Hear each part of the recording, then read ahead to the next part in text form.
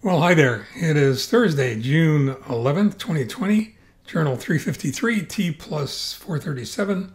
Had a laugh earlier today. I had the laugh earlier today. I was having a conversation with a friend, and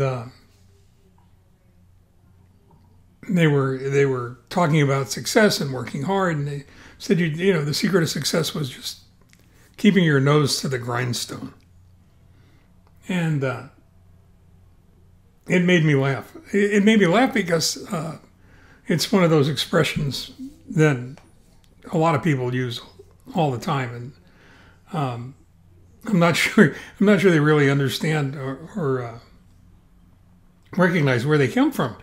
And it made me think of, whenever that happens, it makes me think of Princess Bride, and my favorite scene in the movie where Inigo Montoya, Mandy Patinkin, is talking to Wallace Shawn, Vizzini, and tells him, I don't really think you know what this word means, inconceivable. You use this word all the time. I don't think it really means what you think it means. And in many cases, that's true. I mean, think about it for a second. Is that the best advice you can give anybody who you want to impress with the need to work hard? You want to tell them to keep their nose to the grindstone. I mean, what else do you see? If you keep your nose to the grindstone, all you see is the grindstone. You don't have your vision in front of you. You can't monitor your objectives. You can't see how close you're getting to where you need to go.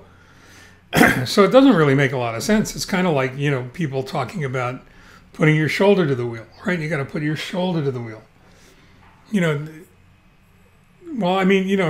Keeping your nose to the grindstone comes from ancient times when people used to ground flour using mills, using windmills or water wheels, water-driven mills.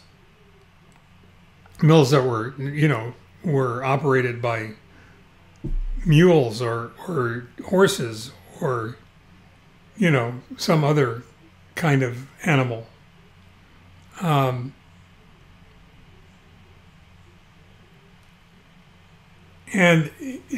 way it came about was if the wheel was going too quick, it was spinning too quickly, it was moving too quickly, it was possible for it to overheat, and whatever flour or grain you were grinding would start to burn. So you wanted to keep your nose close to the wheel so that you could smell it. The scent of that burning material would be obvious, and you would know to slow the mill down. When was the last time you saw somebody grinding flour that way? Keeping your shoulder to the wheel, same thing. It comes from an era when there were no paved roads, when carts and wagons would get stuck in the muddy grooves and ruts on wooden trails and pathways. And the only way to get them out would be to go ahead and if the animal pulling the cart or the wagon wasn't strong enough to pull it out, you'd have to give them a little bit of help by throwing your shoulder against that wheel and moving it that way.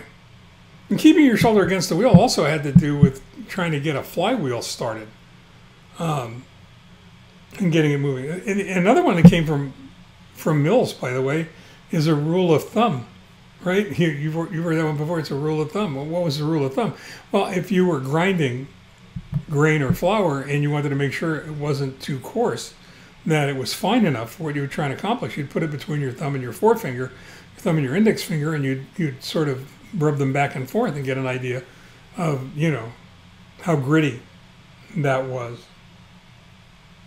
These are all words that we use, expressions that we use all the time, and maybe like Inigo Montoya, sometimes I'm wondering whether or not these expressions really mean what we think they mean. And if you don't believe me, I suppose you can go ahead and round up a teenager or 20-something and ask them what sounding like a broken record means, or where the expression lock, stock, and barrel comes from.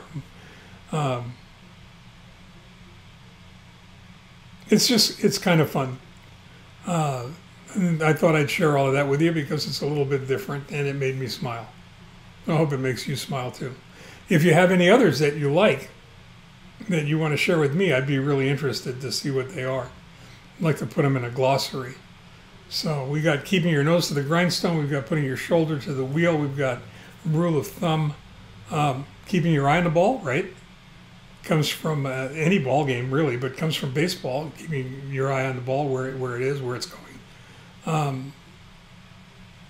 Lock, stock, and barrel, by the way, refers to firearms, as you might imagine. And a broken record, sounds like a broken record, usually refers to vinyls, what they call vinyls now, when they're scratched. And they'll skip a groove, or they'll make noise. So if you got any others, send them to me. I'd be really fascinated to see what you come up with. In the meantime, stay well, stay safe, stay focused, stay home, and take care.